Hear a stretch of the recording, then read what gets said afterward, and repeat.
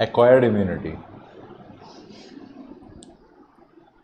एक ऐसी इम्यूनिटी जो आपको बाय बर्थ हासिल नहीं हुई, एक ऐसी इम्यूनिटी जो आपने एंटीजन के कांटेक्ट में आकर हासिल की, है ना। सब कुछ पैदाइशी तो नहीं प्राप्त होता, कुछ चीज़ें पैदाइशी के बाद भी हासिल करनी होती हैं, उन्हीं में से एक एक्वायर्ड इम्यूनिटी भी है। तो सवाल नंबर 1, एक्वायर्ड इम्यूनिटी से पहले क्या पता होना चाहिए? इन्नेट इम्यूनिटी जो बाय बर्थ आप में आई। एक्वायर्ड इम्यूनिटी के अंदर हम इन्नेट इम्यूनिटी की तरह टाइप्स देखते हैं। इन्नेट इम्यूनिटी में हमने बात की थी बैरियर्स की, physical barrier, physiological barrier, cytokine barrier and cellular barrier. Acquired immunity जो एंटीजन स्पेसिफिक होती है, एंटीजन के कांटेक्ट में आकर डेवलप होती है, ये हम दो टाइप्स में डिवाइड कर सकते हैं। पहला एक्टिव और दूसरा पैसिव। एक्टिव पैसिव वॉइस जो हमने कभी इंग्लिश ग्रामर में पढ़े थे, उससे भी हमें याद आ जाएगा कि वो एक्टिव पैसिव वॉइस हमने ग्रामर में पैदाइशी के बाद पढ़े थे, 5वीं 6वीं क्लास में आने के बाद पढ़े थे। तो वहाँ से हमें इन केस कि हम भूल गए तो हमें याद आ जाएगा कि active immunity and passive immunity are obtained after birth, ठीक है, after coming in contact with different kind of pathogen.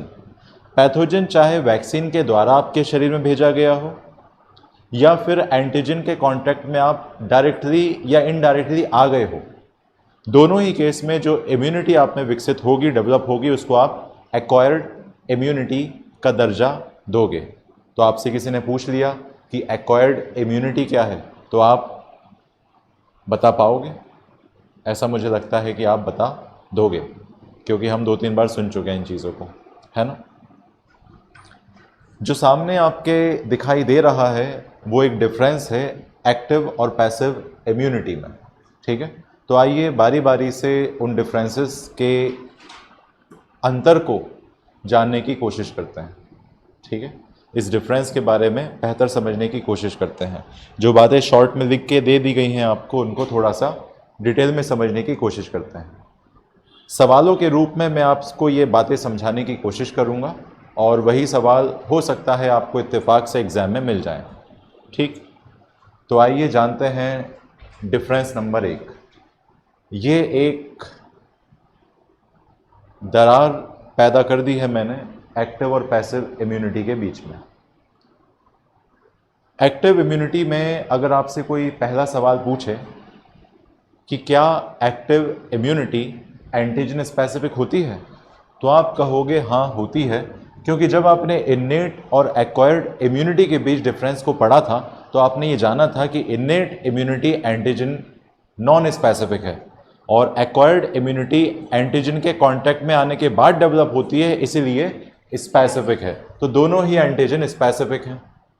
Clear हो गई बात? तो आपसे किसी ने पूछ लिया कि एक्टिव और पैसिव में से कौन स्पेसिफिक है, option A only active immunity, option B only passive immunity, option C both. तो समझ जाओगे, क्योंकि both are represents an example of acquired immunity and acquired immunity represent antigen specificity. Clear हो गई बात? दूसरा पॉइंट, एक्टिव इम्यूनिटी डेवलप होती है किसी भी ऑर्गेनिज्म में तब जब वो एंटीजन के कांटेक्ट में आता है, माइक्रो ऑर्गेनिज्म के कांटेक्ट में आता है, डिजीज कॉजिंग पैथोजन के कांटेक्ट में आता है। तो जब कभी भी कोई ऑर्गेनिज्म, जब कभी भी कोई होस्ट सेल किसी कीटाणु के, किसी जीवाणु के, किसी प्रोटोजोआ के, किसी फंजाई के कांटेक्ट में आएगा, किसी डिजीज कॉजिंग माइक्रोब के कांटेक्ट में आकर हम में जो चीज़ डेवलप होती है उसको हम क्या कहते हैं? Active immunity. आई बात समझ में? तो क्या रिस्पॉन्स जो किसी एंटीजन के कांटेक्ट में आकर हमारी बॉडी देती है वो बहुत इमीडिएट रिस्पॉन्स होता है? बहुत इमीडिएट रिस्पॉन्स होता है? बहुत जल्दबाजी में दिया गया रिस्पॉन्स होता है? नहीं, नहीं, ठीक है। जो चीज़ें हमें अपने लेवल पे करना होती हैं वो कभी जल्दी नहीं होती। जो चीज़ें हमें अपने स्तर पर करना होती हैं वो कभी जल्दी नहीं होती। जैसे मान लो आपको खुद जिम्मेदारी दे दी गई कि तुम खुद अपने हिसाब से अपनी पढ़ाई देख लो, हम कुछ नहीं कहेंगे, पेरेंट्स ने इतना बड़ा फैसला कर दिया, ठीक है, कि ये लो 5 लाख रुपए अब तुम अपने हिसाब से कोचिंग देख लो, अपने हिसाब से तुम पढ़ाई कर लो, अपने हिसाब से जो करना है कर लो। सबसे पहले हम अच्छी क्वालिटी का मोबाइल खरीदेंगे जिसकी पिक्चर क्वालिटी अच्छी हो, है ना, और गोरिल्ला ग्लास टेम्पर्ड ग्लास वाला मोबाइल हो ताकि टूटने फूटने पे कोई डैमेज ना हो, पिक्चर क्वालिटी अच्छी हो, और 5-6 GB अपन जो है उसमें डेटा डलवाएं। समझ गए? ठीक है। इसके अलावा एक बाइक या स्कूटी होना चाहिए अपने पास, ठीक है, और जो है कोई रोक टोक नहीं होना चाहिए, ठीक है ना, मतलब ये कह सकें घर में हम जाएंगे तो आपकी मर्ज़ी से लेकिन आएंगे अपनी मर्ज़ी से, ठीक है, तो ऐसा नहीं होना चाहिए। तो ये सारी चीज़ें आप कर लोगे, ठीक है। अब जो चीज़ें आपके स्तर पर हैं वो चीज़ें आपको लाइफ में देर से चीज़ अचीव करवाएंगी या फास्ट चीज़ें अचीव करवा देंगी? देर से। ठीक उसी तरह जब आपके इम्यून सिस्टम को कोई एंटीजन स्टिमुलेट करेगा तो इम्यून सिस्टम अपने लेवल पर जो एंटीबॉडी बनाएगा वो थोड़ा सा देर से बनाएगा in comparison to passive immunity, in comparison to passive immunity. बात समझ में आई? तो पैसिव इम्यूनिटी की तुलना में कौन सा इम्यून सिस्टम तेज रिस्पांस देता है? पैसिव ही देता है। पैसिव इम्यून सिस्टम से अगर हम एक्टिव इम्यून सिस्टम को कंपेयर करें तो which one provide less rapid response या स्लो रिस्पांस? एक्टिव जो है वो थोड़ा सा स्लो रिस्पांस देता है, ठीक है। क्योंकि फॉर एग्जांपल आपने कोविड का वैक्सीन लगवाया, कोविड के वैक्सीन के ज़रिए आपने हीट किल्ड पैथोजन को अपनी बॉडी में इंट्रोड्यूस कराया। हीट किल्ड पैथोजन जब आपकी बॉडी में जाएगा तो 1-2 दिन तेज़ आपको बुखार आएगा, है ना।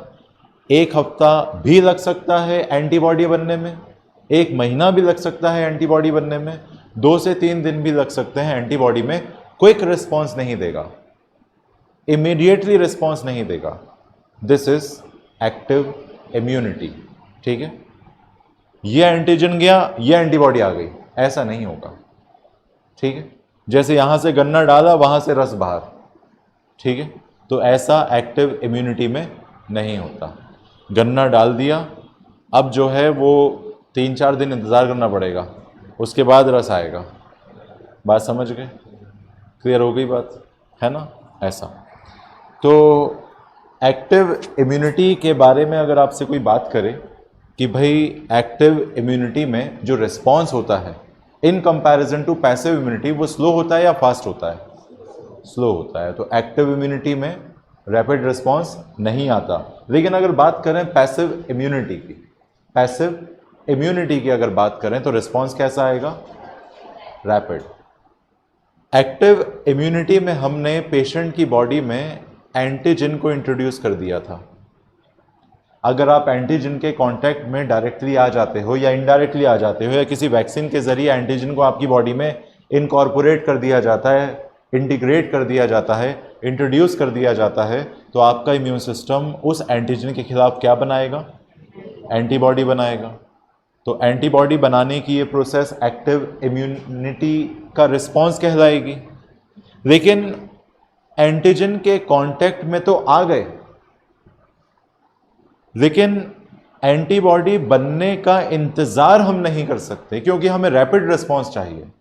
तो ऐसे में हमें जो इम्यूनाइजेशन उस व्यक्ति को गेन कराना पड़ेगा वो इम्यूनाइजेशन पैसिव इम्यूनाइजेशन कहलाएगा।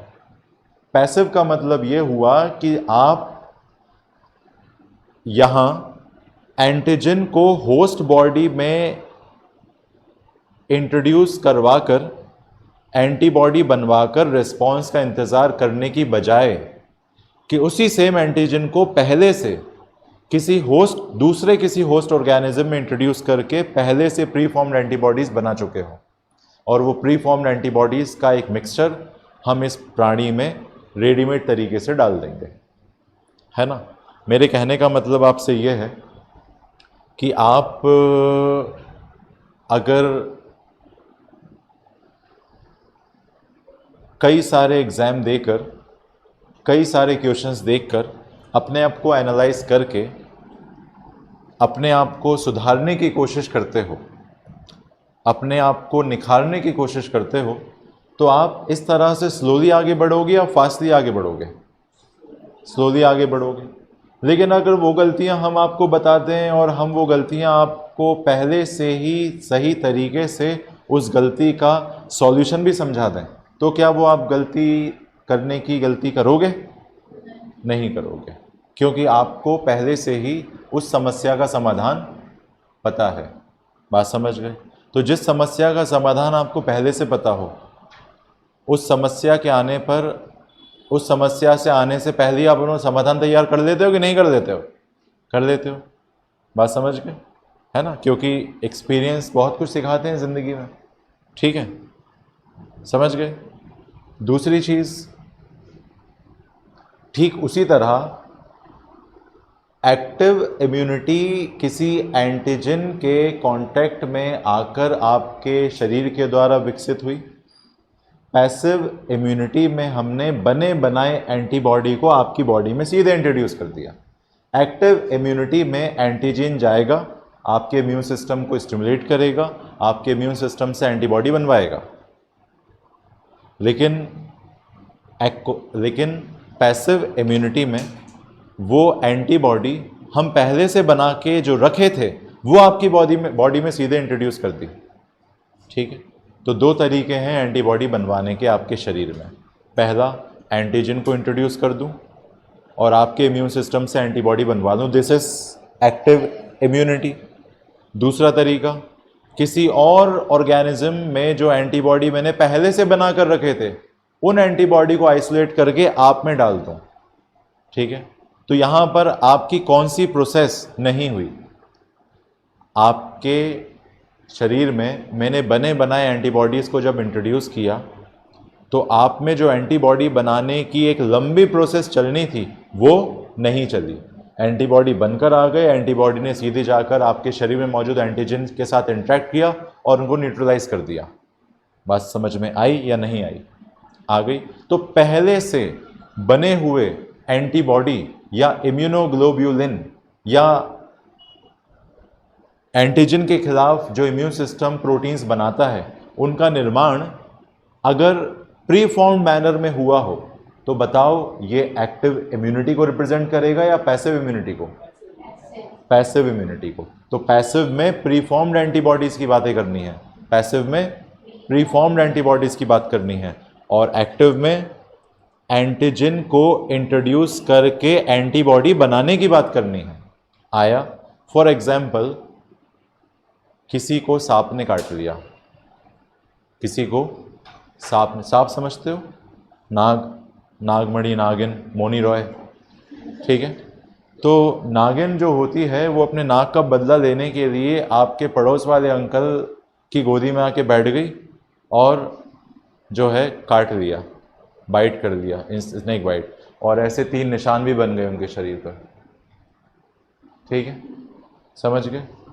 तो अब जो है अंकल अपने आप को जो है बचाना चाहते हैं, क्योंकि अभी अभी तो उन्हें छत डाली है।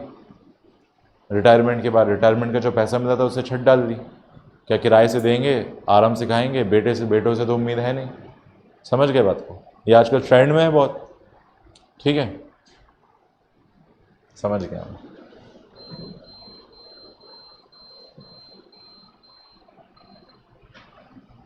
ठीक,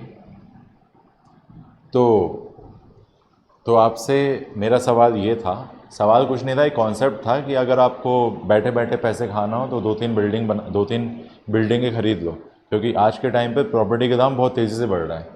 जो आप अभी 10 लाख का प्लॉट खरीदोगे वो आने वाले 5 साल बाद जो है 50 लाख का आराम से बिकेगा, अगर प्राइम लोकेशन पर है। तो जंगल में जाके खरीदोगे तो उसके कोई दाम नहीं बढ़ेंगे, है ना?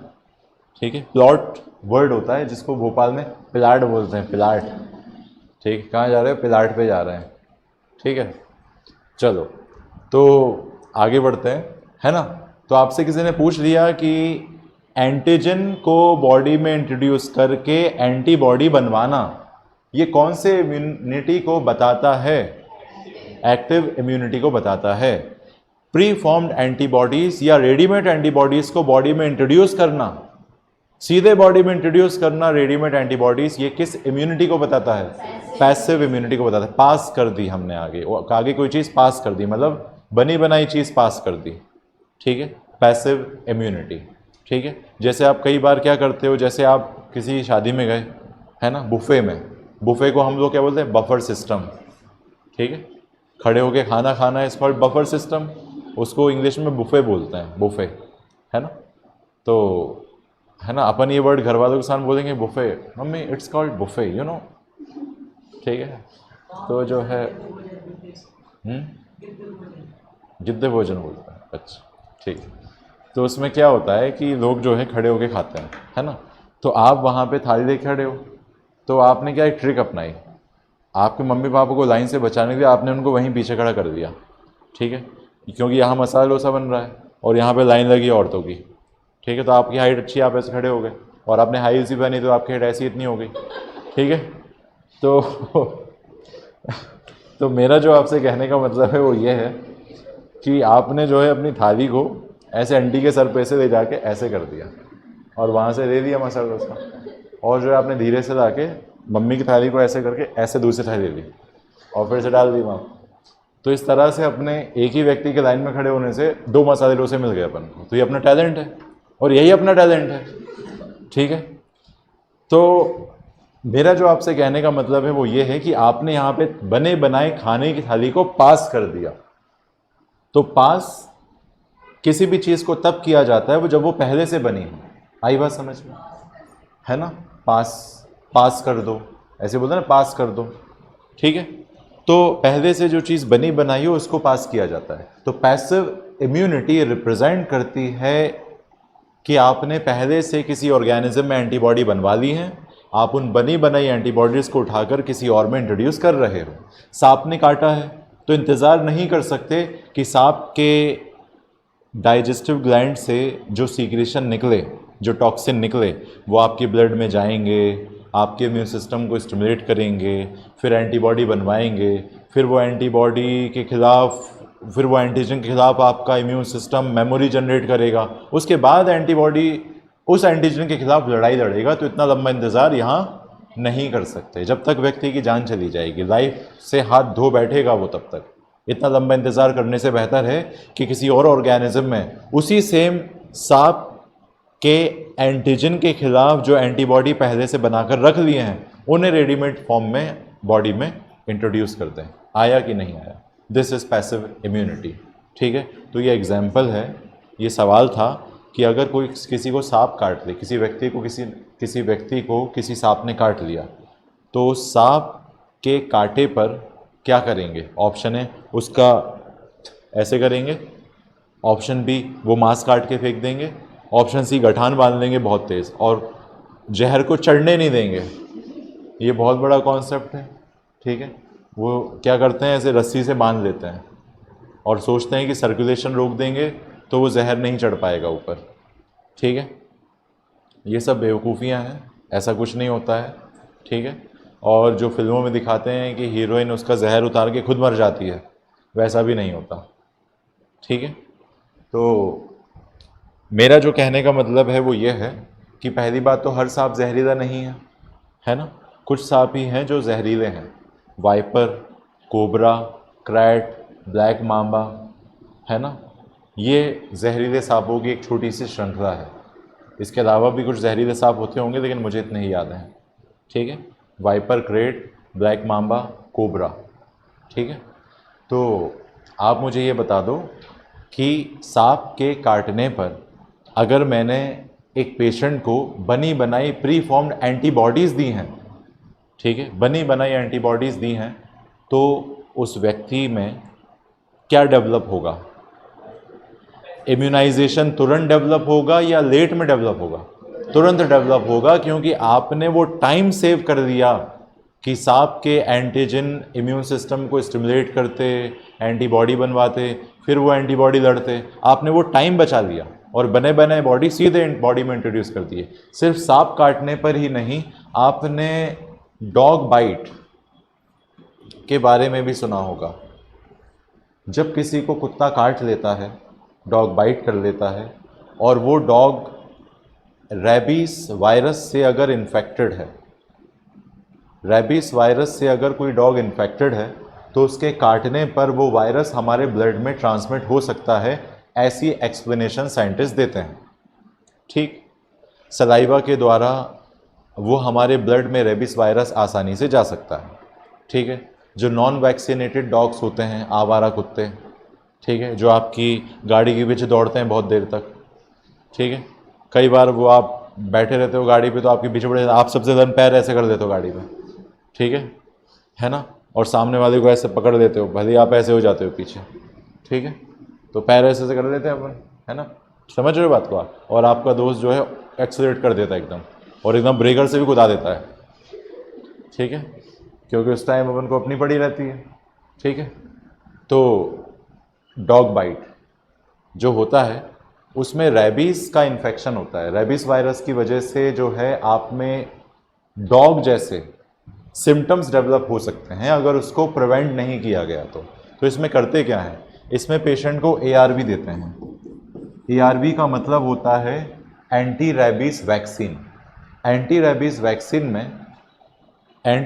वैक्सीन में ही नहीं, किसी भी वैक्सीन में एक पर्टिकुलर पैथोजन के कमज़ोर वीकन पैथोजेंस होते हैं। तो आपसे किसी ने कह दिया कि वैक्सीन कोई दवा है, वैक्सीन कोई दवा नहीं है, वैक्सीन में हीट किल्ड पैथोजेंस हैं। उस बीमारी के लिए, जिस बीमारी के लिए आप वैक्सीन का प्रयोग कर रहे हो, उस वैक्सीन के अंदर उस पर्टिकुलर बीमारी के कॉजेटिव एजेंट मौजूद हैं, कमज़ोर रूप में, हीट किल्ड फॉर्म में। आई बात समझ में? और कई वैक्सीन में ये माइक्रो ऑर्गेनिज्म लाइव भी होते हैं, जिंदा भी होते हैं, लेकिन थोड़े से कमज़ोर होते हैं। ठीक है, तो आपसे किसी ने पूछ लिया कि कोविड का वैक्सीन जो आपने लगवाया था, क्या उसमें कोई दवा थी? उसमें कोई दवा नहीं थी। क्या उसमें कोई दुआ थी? कोई दुआ नहीं थी। उसमें केवल हीट किल्ड पैथोजेंस थे, RNA पार्टिकल्स थे कोविड वायरस के। ठीक है, शरीर में आपके भेजकर आपके इम्यून सिस्टम को स्टिमुलेट किया है, एंटीबॉडी बनवाए हैं, अभी आपके ब्लड प्लाज्मा में एंटीबॉडी मौजूद है, और ये एंटीबॉडी आपको बचा रहे हैं आने वाले समय में किसी कोविड वायरस से। ठीक है, बात समझ गए? तो जो ARV आपको लगाया गया, 0.2 ml लगाया जाता है इंट्राडर्मल, स्किन के नीचे। एक बहुत ही पतली सिरिंज होती है जो स्किन के नीचे लगा दी जाती है, और 0.2 ml एंटी रेबीज वैक्सीन आपकी बॉडी में इंट्रोड्यूस कर दिया जाता है, जिसकी वजह से आप इम्यूनिटी गेन कर लेते हो उस वायरस के खिलाफ। लेकिन अगर आपके शरीर का घाव ज़्यादा है, आपके शरीर का घाव ज़्यादा है और अच्छी खासी इंजरी आपको हुई है, तो हमें यहाँ पर प्री फॉर्म्ड एंटीबॉडीज़ इंट्रोड्यूस करना पड़ेंगे, बने बनाए रेडीमेड एंटीबॉडीज़ इंट्रोड्यूस करना पड़ेंगे जो आपने किसी और ऑर्गेनिज्म में बनाए हैं। फॉर एग्जाम्पल, कई सारी जगह ऐसी हैं जहाँ पर रिसर्च सेंटर हैं, वहाँ पर एक एंटीजन को, चाहे वो रेबीज वायरस हो, चाहे वो स्नेक के पॉइजन वाला एंटीजन हो, उस एंटीजन को हॉर्स की बॉडी में इंट्रोड्यूस करते हैं।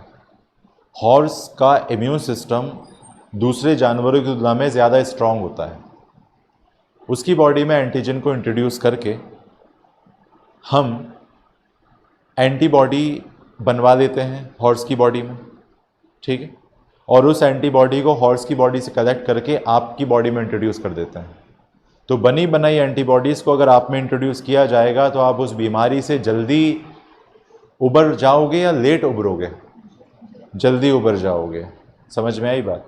तो मेरा जो कहने का मतलब है वो ये है कि प्री फॉर्म्ड एंटीबॉडीज़, बनी बनाई एंटीबॉडीज़ जो आपके शरीर में नहीं बनानी है, पहले से बना के रखी हैं, वो आपकी बॉडी में इंट्रोड्यूस कर दिए जाएं तो आप एक पर्टिकुलर बीमारी से बच सकते हो। आ गई बात समझ में? अगर कोविड के एंटीबॉडीज़ बन जाएं और किसी कोविड इन्फेक्टेड पेशेंट की बॉडी में वो इंट्रोड्यूस कर दिए जाएं, तो बताओ उस कोविड वायरस की वजह से वो व्यक्ति मर जाएगा या बच जाएगा? बच जाएगा, क्योंकि जो एंटीजन आपकी बॉडी में मौजूद है उनके खिलाफ हमने जो है एंटीबॉडी डाल दिए, तो एंटीजन एंटीबॉडी दोनों एक दूसरे को न्यूट्रलाइज कर देंगे और खेल ख़त्म हो जाएगा। एंटीजन का, व्यक्ति का नहीं। बात समझ गए? ठीक है। तो मेरे ख्याल से आपको इतना समझ में आ गया होगा कि एक्टिव इम्यूनिटी और पैसिव इम्यूनिटी दोनों ही एंटीजन स्पेसिफिक है, दोनों ही एंटीजन के लिए काम करती हैं। पैसिव इम्यूनिटी को मैंने एंटीजन स्पेसिफिक क्यों बोला? क्योंकि कहीं ना कहीं जो एंटीबॉडी हमने पहले से बना के रखे हैं वो भी एंटीजन के लिए स्पेसिफिक है ना। एक पर्टिकुलर सांप कोबरा के जहर को ख़त्म करने के लिए अलग एंटीबॉडी है, ठीक है। क्रेट नाम के सांप के जहर को ख़त्म करने के लिए अलग एंटीबॉडी है। तो ये एंटीबॉडी एंटीजन स्पेसिफिक है या नहीं? दैट्स वाई हमने पैसिव इम्यूनिटी को भी एंटीजन स्पेसिफिक की श्रेणी में रखा। आया कि नहीं आया? आ गया। इसके बाद हम बात करते हैं रैपिड रिस्पॉन्स की। तो बताओ, रैपिड रिस्पॉन्स बनी बनाई रेडीमेड एंटीबॉडी में आएगा कि, ठीक है। जैसे पहले एक ट्रेंड था, पहले लोग कपड़े खरीदते थे थान के, ठीक है। पहले लोग कपड़े खरीदते थे 1 मीटर 2 मीटर नाप के देते थे, है ना। वो ऐसे हाथ से ही नाप देता था। साड़ी की दुकान पे जाओगे, साड़ी वाला ऐसे नाप देता है साड़ी, ठीक है, समझ गए? ऐसा। या फिर वो टेबल पे ही एक मेज़रमेंट करके रखता है कि 1 मीटर, ये 2 मीटर, है ना। जो लोग कपड़े सिलवाते हैं उनको आइडिया रहता है। उसके बाद आया रेडीमेड कपड़ों का दौर। रेडीमेड कपड़ों में क्या, आप नंबर बता दो, ठीक है, तो उस नंबर के हिसाब से आपको टी शर्ट या शर्ट मिल जाती है। कई बार नंबर अपन वो बताते हैं लेकिन उस नाप सही नहीं आता, फिर अपन जाते हैं एक्सचेंज करने। समझ रहे बात को? ऐसा। तो मेरा जो कहने का मतलब है आपसे वो ये है कि रेडीमेड कपड़ों में क्या करना है, पैसे देना है, खरीद कर लाना है, पहन के शादी में जाना है, ठीक है। लेकिन अगर हम कपड़े सिलवाएं, पहले कपड़ा खरीदो, फिर थैली में टांग दो, ठीक है, फिर याद आए तो कपड़े लेके सिलवाने जाओ, ठीक है, फिर वो एक डेट देगा, डेट यू नो डेट, फिर वो एक डेट देगा, तो उस डेट को फिर से जाओ, फिर वो कहेगा अरे बस उसमें बटन लगना बाकी है ना, या उसमें कांच होने बाकी हैं, या उसमें ये फलाना काम बाकी है, ठीक है। फिर अपन बोलेंगे अरे यार कल तक कर देना यार, फिर वो कहा अच्छा कर देंगे, ठीक है। फिर आप जाओगे, फिर वो कहेगा नहीं नहीं अभी नहीं, शाम को जाना, शाम को पक्का, फिर शाम को जाओगे। तो यहाँ पर कपड़े खरीदना, फिर उनको सिलवाने के लिए डालना, फिर उठा के लाना, फिर पहनना, इसमें लंबा प्रोसेस है कि रेडीमेड कपड़ों में लंबा प्रोसेस था? लंबा प्रोसेस किस में था? सिलवाने में। तो एंटीजन घुसाओ, इम्यून सिस्टम से एंटीबॉडी बनाओ, लंबा प्रोसेस। बने बना एंटीबॉडी घुसा दो, एंटीजन को तुरंत न्यूट्रलाइज करवा दो, ठीक है। तो ये शॉर्ट प्रोसेस है। तो बताओ रैपिड रिलीफ किस में मिलेगा तुमको? पैसिव में तुम्हें रैपिड रिस्पॉन्स मिलेगा और एक्टिव में तुम्हें रैपिड रिस्पॉन्स नहीं मिलेगा। बात समझ गए? तीसरा है immunological memory. Immunological memory, memory का मतलब समझते ही हैं अपन, ठीक है, अपने जैसी, ठीक है। मेमोरी का मतलब होता है याददाश्त, ठीक है। अपनी पढ़ाई को छोड़कर सभी क्षेत्रों में चलती है, ठीक है। अपन को याद रहता है कब किसने कौन सी बात कही थी, कब मम्मी ने क्या दिलाने का वादा किया था, सारा याद रहता है अपन को। मम्मी ने कब कौन सा ताना मारा था, ठीक है, सब याद रहता है। तो मेरा जो कहने का मतलब है वो ये है कि एक्टिव इम्यूनिटी में जो मेमोरी है वो डेवलप होगी या नहीं होगी? एंटीजन घुसा, आपके इम्यून सिस्टम ने उसे एनालाइज किया और उसके लिए एक मेमोरी जनरेट कर दी कि भविष्य में अगर ये दोबारा आया तो मुझे इसका सामना ऐसे करना है। लेकिन आपने अपने इम्यून सिस्टम को मौका ही नहीं दिया कि वो मेमोरी जनरेट कर सके, क्योंकि आपने बनी बनाई एंटीबॉडी डाली।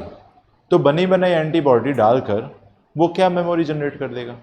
मेमोरीज तो वो होती हैं जो आपने डेवलप की हों खुद से।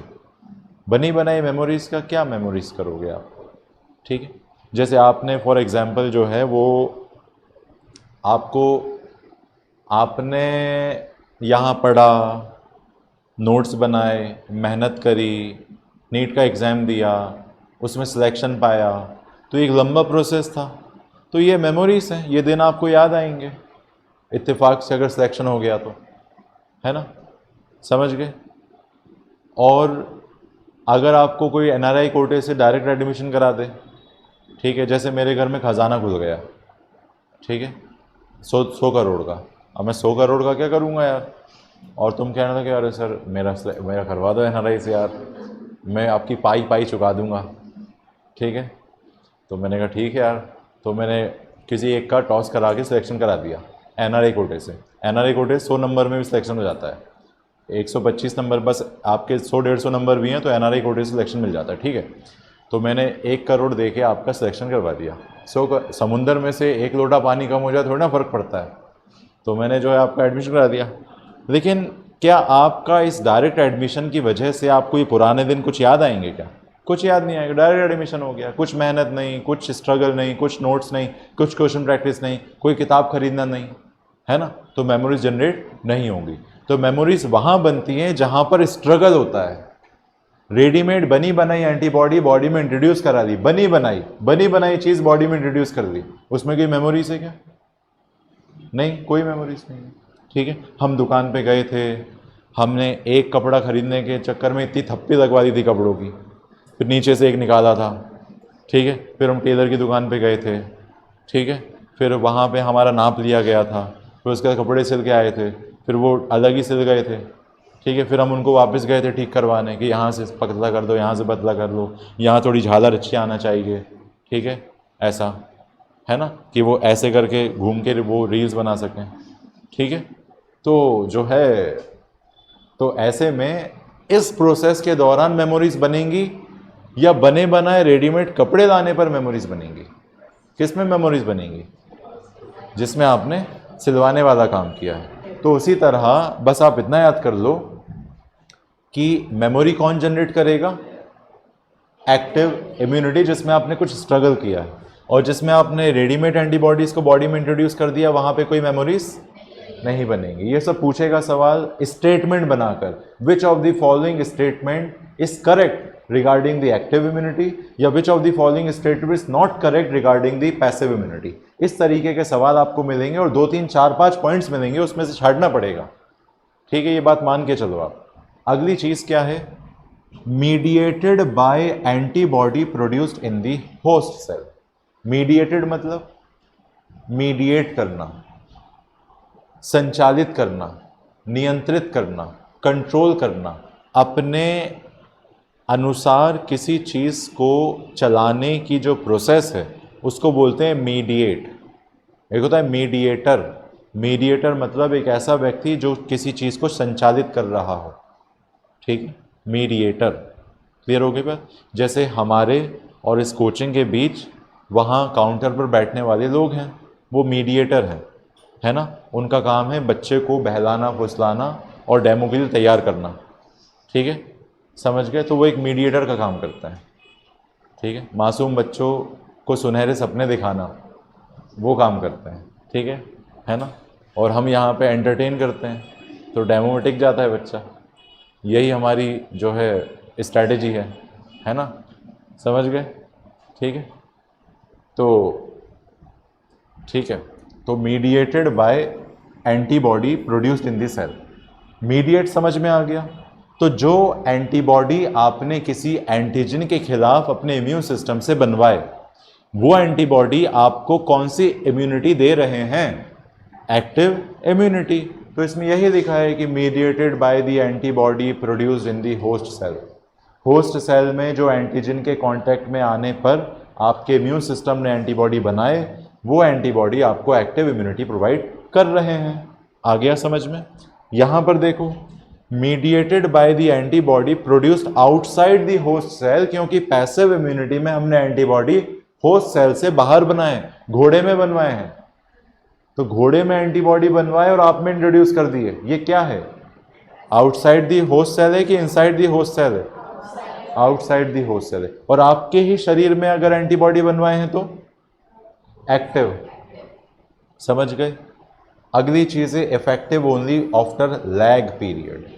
लैग पीरियड एक ऐसा टाइम पीरियड होता है किसी भी ऑर्गेनिज्म के लिए जिसमें वो फुल्ली एक्टिव नहीं होता, जिसमें वो कुछ वक्त लेता है, कुछ समय लेता है, कुछ टाइम पीरियड ऑक्यूपाई करता है अपने एक्टिव फेस में आने के लिए, ठीक है, इसी फेज को बोलते हैं लैग पीरियड। ठीक है, फॉर एग्जाम्पल एंटीजन आज घुसा आपके शरीर में, वो अपना इम्यून सिस्टम से एंटीबॉडी बनवाने के लिए, एंटीजन घुसने पर आपका इम्यून सिस्टम एंटीबॉडी बनाने के लिए 2 दिन का वक्त भी ले सकता है, 3 दिन का वक्त भी ले सकता है, 1 हफ्ते का वक्त भी ले सकता है, 1 महीने का वक्त भी ले सकता है। समझ गए? तो वक्त या समय जितना भी रिक्वायर्ड होता है किसी इम्यून सिस्टम के द्वारा एंटीबॉडी बनाने के लिए, उस समय को हम लैग पीरियड कहते हैं। तो लैग पीरियड किस में ज़्यादा होता है? एक्टिव इम्यूनिटी में। Effective only after lag period. ठीक है, मतलब एक वक्त गुजरेगा, एक समय बीतेगा, एक टाइम पीरियड कटेगा, उसके बाद आकर इम्यून सिस्टम एक्टिव इम्यूनिटी अपना कोई रिस्पॉन्स दे पाएगी। तो एक्टिव इम्यूनिटी अपना रिस्पॉन्स देने के लिए किस फेज का सहारा लेती है? लैग पीरियड का। एग्जाम में सवाल आया विच of the following kind of immunity represent a lag period, तो जवाब क्या दोगे? एक्टिव। बात समझ गए? तो कौन है ऐसी इम्यूनिटी जो लैग पीरियड रिप्रेजेंट करती है? एक्टिव। और कौन है जो तुरंत रिस्पॉन्स दे देती है ना? आप इसको ऐसे याद कर लो, लैग है ना, लैग। लैग मतलब है कि वो लैग कर रहा है कुछ ना कुछ, उसमें कुछ ना कुछ कमी है। ठीक है, वो कुछ ना कुछ छोड़ रहा है। ठीक है, तो वो वक्त छोड़ रहा है। ठीक है, तो एंटीजन आज घुसा, एंटीबॉडी नहीं बने, कल एंटीबॉडी नहीं बने, परसों एंटीबॉडी बने, तो क्या हम कह सकते हैं कि इस इम्यून रिस्पॉन्स को आने में लैग पीरियड का सामना करना पड़ा? कह सकते हैं। तो lag period is represented by which kind of immunity? Active immunity. याद रहेगा, लैग, एक्टिव। ठीक है, फिर आता है पैसिव। पैसिव में प्रोवाइड इमीडिएट रिस्पॉन्स। ठीक है, यहाँ पर रिस्पॉन्स तुरंत मिलता है, इफेक्टिव ढंग से मिलता है। ठीक है, तो लैग पीरियड कहाँ मिलता है? एक्टिव में। एक्टिव में क्या मिल रहा है आपको? Lag period. ठीक है, एक्टिव ऐसे कैसे याद करोगे? एक्टिव से याद आएगा एक्टिवा। एक्टिवा को अपने लैग से रोकने की आदत किसे होती है? एक्टिवा को मेनली लैग से ही रोका जाता है, क्योंकि 80% एक्टिवा कौन चलाता है? फीमेल। और फीमेल ब्रेक लगाने की जगह क्या लगाती हैं? हाई हील्स ज़मीन पर। उसी से उनको ब्रेक से ज़्यादा अपनी हाई हील्स पर भरोसा होता है कि पैरों से गाड़ी ज़्यादा अच्छी रुकती है, इसलिए वो पैरों से रोकती हैं। ठीक है, यहाँ से ब्रेक लगाना है, वहाँ रोकना है, यहाँ से वो चप्पल घिसेंगी, वहाँ जाके गाड़ी रुक जाएगी, क्योंकि ऑलरेडी 20 की स्पीड पे होती है। समझ गए बात? तो एक्टिवा को अपने लैग से रोकना है, तो एक्टिव इम्यूनिटी लैग फेस। याद रहेगा कि नहीं रहेगा? ये सब सवाल आ सकते हैं एग्जाम में। ठीक है, इमीडिएट रिस्पॉन्स कौन दे देता है? पैसिव। पैसिव किस चीज़ को पास करना है? इमीडिएटली पास हो जाता है ना कुछ भी। ठीक है, अपने में मत जाना हम कब पास हुए थे, नहीं, पैसिव में पास करने वाली बात, आगे बढ़ाने वाली बात। ठीक है, एक गेम होता है ना, पास करते हैं ऐसे, फिर जिस पे रुक जाता है वो गाना गाता है या कोई एक्टिंग करता है, दम सरास, समझते हो? उसमें एक्टिंग करके बताना पड़ती है ना? तो जो है उसमें अपना संदेश आप दे सकते हो। ठीक है, अब ये सब गेम, एक होता था राजा मंत्री चोर सिपाही, है ना, ये सब गेम है। और क्या होता था? वो एक ऐसे ऐसे करने वाला होता ना, कागज़ का, उसको 4 उंगलियां फंसाते हैं, ऐसे ऐसे करते हैं, सब में अपन गधा लिख देते थे, तो कोई भी देता तो गधे ही खुलता था उसका।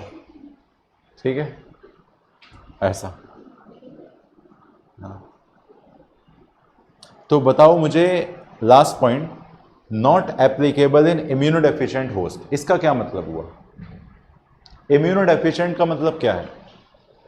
इम्यूनोडेफिशिएंट मीन्स जिसका इम्यून सिस्टम वीक है वो इम्यूनोडेफिशिएंट है। डेफिशिएंट मतलब कमी। ठीक है, डेफिशिएंट मतलब कमी, है ना? मैंने कहा our coaching is economically deficient, हमारी कोचिंग पैसों के मामले में थोड़ी सी डेफिशिएंट है ना? हम, क्या होता है, कॉरपोरेट्स पैसा लगाते हैं कोचिंग्स पर, है ना? हमारे पास कोई नहीं है पैसा लगाने के लिए। ठीक है, तो कहने का जो मतलब है वो ये है कि वी आर डेफिशिएंट इकोनॉमिकली, ठीक है। उसी तरह इम्यूनो डेफिशिएंट का मतलब है कि एक्टिव इम्यूनिटी से पहले भी ये समझ लो आप कि अगर किसी का इम्यून सिस्टम पहले से ही वीक है, कुछ लोगों का इम्यून सिस्टम जेनेटिकली स्ट्रांग होता है, कुछ लोगों का जेनेटिकली वीक होता है। अपनी क्लास में एक बच्चा होता है जो हर मौसम में बीमार पड़ जाता है, हर कभी उसको सिक लीव की आवश्यकता पड़ती है, हर कभी उसकी छुट्टी हो जाती है, हर कभी वो बेहोश हो जाता है प्रेयर टाइम, ठीक है, समझ गए, है ना। 2-3 बच्चे ऐसे कॉमन होते हैं क्लास में, हर वक्त वो एक स्कूल में एक रूम होता है जहाँ पे बीमार हो जाते हैं, वहाँ पड़े रहते हैं बिस्तर पे, सिक रूम, हाँ, उसमें बड़ी अच्छा टाइम पास होता है, कुछ भी हो रहा है, चक्कर रहा है, लेट जाओ जाके, ठीक है। तो कहने का जो मेरा मतलब है आपसे वो ये है कि अगर कोई प्राणी, अगर कोई व्यक्ति, अगर कोई ऑर्गेनिज्म इम्यूनो डेफिशिएंट कहला रहा है, इसका मतलब उसका इम्यून सिस्टम कहीं ना कहीं वीक है, कमज़ोर है, ठीक है। तो कमज़ोर इम्यून सिस्टम वाला व्यक्ति जब किसी एंटीजन को फेस करेगा, मतलब किसी कमज़ोर व्यक्ति का इम्यून सिस्टम, किसी इम्यूनो डेफिशिएंट जिसका इम्यून सिस्टम वीक है, वो वीक इम्यून सिस्टम जब किसी एंटीजन को फेस करेगा तो एंटीजन इम्यून सिस्टम का कुछ बिगाड़ेगा कि इम्यून सिस्टम एंटीजन का ज़्यादा बिगाड़ेगा? एंटीजन इम्यून सिस्टम का बिगाड़ेगा। एंटीजन इम्यून सिस्टम को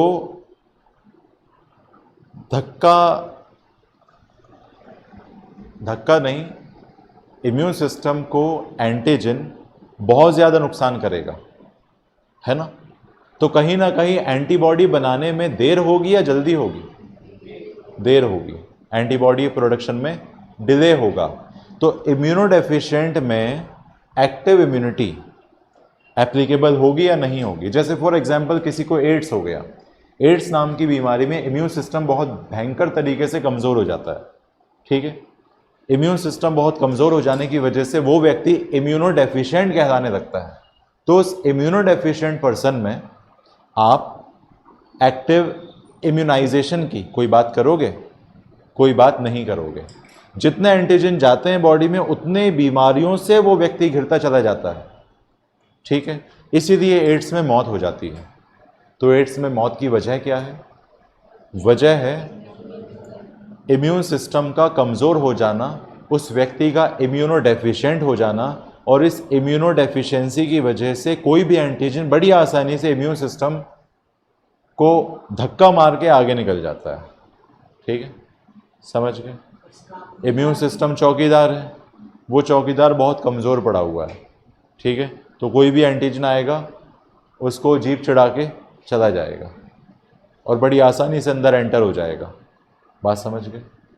क्लियर हो गया? कुछ कहना है? एड्स का इलाज नहीं है, लाइलाज बीमारी है ना। इसका एक थेरेपी चलती है इसमें, ART, एंटी रिट्रोवायरल थेरेपी। उससे थोड़ा इम्यून सिस्टम को स्ट्रॉन्ग करने की कोशिश करते हैं, है ना, लाइफ की एक्सपेक्टेंसी बढ़ा देते हैं। बाकी ऐसा स्पेसिफिक इसका कोई भी इलाज नहीं है, ठीक है। तो आप मुझे ये बता दो कि not applicable in immuno deficient host का क्या मतलब है? जिसका इम्यून सिस्टम बहुत कमज़ोर है, जो इम्यूनोलॉजिकली वीक है, उस व्यक्ति में तो कोई भी पैथोजन आसानी से अपनी जगह बना सकता है, कोई भी पैथोजन आसानी से अंदर घुस सकता है, ठीक है। चौकीदारी कमज़ोर है तो कोई भी चोर आसानी से घुस जाएगा। क्या पता चल रहा है? बात समझ गए? तो ऐसे में एक्टिव इम्यूनाइजेशन उसमें ऑब्टेन नहीं होगा। क्लियर हुआ कि नहीं हुआ? भाई इम्यून सिस्टम का काम है एंटीजन के खिलाफ एंटीबॉडी बनाना। एक्टिव इम्यूनिटी में क्या होता है? एंटीजन घुसता है, इम्यून सिस्टम को स्टिमुलेट करता है, इम्यून सिस्टम एंटीबॉडी बनाता है ना। ये एंटीबॉडी उस एंटीजन से लड़ते हैं, लेकिन यहाँ तो इम्यून सिस्टम जो बनाने वाला एंटीबॉडी वही कमज़ोर पड़ा हुआ है, तो कोई भी एंटीजन उसको मार के चला जाएगा। तो ऐसे में हम कह सकते हैं कि active immunity is not applicable to immunodeficient host. समझ में आ गई बात? इसके बाद क्या है? पैसिव। किसी एड्स के पेशेंट को किसी एड्स के पेशेंट को सांप ने काट लिया, एंटीजन चलेगा उसके अंदर कोबरा के। अब हम बनी बनाई एंटीबॉडीज अगर बॉडी में इंट्रोड्यूस करें, ठीक है, रेडीमेड एंटीबॉडीज को हम बॉडी में डालें, तो इम्यून सिस्टम को अच्छा लगेगा या बुरा लगेगा? अच्छा लगेगा। तो वो एंटीबॉडीज उस एंटीजन के खिलाफ लड़ लेंगे कि नहीं लड़ लेंगे? लड़ लेंगे। तो वो व्यक्ति जो इम्यूनो डेफिशिएंट है, क्या वो भी पैसिव इम्यूनिटी रिप्रेजेंट कर सकता है? बनी बनाई एंटीबॉडी से काम चला सकता है? क्या बनी बनाई एंटीबॉडी से हम एक इम्यूनो डेफिशिएंट पर्सन की कोई हेल्प कर सकते हैं बीमारी से लड़ने में? बताओ, कर सकते हैं? बात समझ में आ गई? ठीक है। तो applicable in immuno deficient host, कौन सी वो इम्यूनिटी है जो एप्लीकेबल होती है इम्यूनो डेफिशिएंट होस्ट के लिए? पैसिव। इनिट। एक्टिव क्यों नहीं? एक्टिव क्यों नहीं? क्योंकि एक्टिव में आपका इम्यून सिस्टम स्ट्रांग होना ज़रूरी है, क्योंकि एक्टिव में इम्यून सिस्टम को खुद एंटीबॉडी बनानी है। तो ऐसे में अगर व्यक्ति का इम्यून सिस्टम ही कमज़ोर है, जो खुद कमज़ोर है, वो क्या एंटीबॉडी बनाएगा? ठीक है ना। अब नवरात्रि आती तो एक भजन सुनते हो आप, सुनो सुनो एक कहानी सुनो, ना राजा की ना रानी की, ना आग हवा ना पानी की, ना कृष्णा की ना राजा रानी की, है ना। एक भक्त था मैया का जो कहीं रहता था, कटरे में रहता था, है ना। एक साधु ने कहा कि हम भोजन करने आएंगे, तो फिर वो भजन गाता है, मैं तो खुद भूखा हूँ कैसे तुम्हें भोजन कराऊँ, है ना। उसमें एक लाइन आती है, मैं तो खुद भूखा हूँ तो मैं भोजन कैसे कराऊँ। ठीक है, समझ गए बात को। ये अभी नवरात्रि में सुनवाऊँगा मैं, मतलब मैं इतना वो नहीं हूँ कि चुन्नी बांध के भजन कर रहा हूँ, है ना। मैं जो है आते जाते मैंने जगह जगह वो लगते हैं ना, पंडाल लगते हैं, वो कान फोड़ू स्पीकर, है ना। डीजे वाले तो चलो ठीक है, लेकिन खंबे पे टांग के भोंपू वाले जो लगाते हैं, है ना, उसको दिख रहता है ना, बबली डीजे से ज़्यादा वो बहुत कान में चुभता है वो, ठीक है। तो वो लगाते हैं, तो वो आवाज़ सुनाई देती है रोडों पे, ठीक है। तो पॉलिटिक्स जो है वो धर्म के नाम पे चल रही है आजकल, है ना। पॉलिटिक्स चल रही है धर्म के नाम पर, है ना। तभी हम देख रहे हैं इतने सारे बाबा पनप रहे हैं, कितने सारे बाबा हैं मार्केट में, करोड़ों का टर्नओवर है ना। जनता पैसे भी दे के जाती है, पैर भी छू देती है, बाबा बन सकते हैं। तो ये पोडियम हमने उसी पर्पज़ से बनवाया है। अगर आगे तरक्की नहीं हुई तो हम यहाँ पे वो करेंगे अपना ऑनलाइन सत्संग, है ना। या इस पटिए को यहाँ लगा देंगे, नीचे वाला पटिया ऊपर आ जाएगा, उस पर हम आलती पालती मार के बैठेंगे, ठीक है, ऐसे, ठीक है। बात समझ गए? ठीक। विजय सर काली टी शर्ट की जगह काला पूरा कुर्ता पहन के आएंगे, ठीक है ना। ठीक, काली माला, ठीक है, ऐसा। तो बताओ, जिसका इम्यून सिस्टम ऑलरेडी कमज़ोर है, जो खुद एंटीबॉडी बनाने के लायक नहीं है, उस व्यक्ति में तुम एक्टिव इम्यूनिटी की उम्मीद रख सकते हो? जो खुद इम्यूनो डेफिशिएंट है, जो इम्यून सिस्टम बहुत कमज़ोर है, उससे तुम एंटीबॉडी बनाने की उम्मीद रख सकते हो? नहीं रख सकते। तो active immunity is not applicable to immunodeficient host, but passive immunity is applicable to immunodeficient host. समझ गए? क्योंकि यहाँ बनी बनाई चीज़ों की बात हो रही है। बनी बनाई चीज़ किसी को भी तो सबको अच्छा लगेगा। बात समझ में आई कि नहीं आई? सारे पॉइंट्स याद हो गए? इसमें कोई ऐसा पॉइंट है जो समझ में नहीं आया हो, याद नहीं हुआ हो? सारा क्लियर हो गया? चलिए, तो कोई आपसे पूछेगा एक्वायर्ड इम्यूनिटी का टाइप्स होता तो आप बता दोगे? ठीक।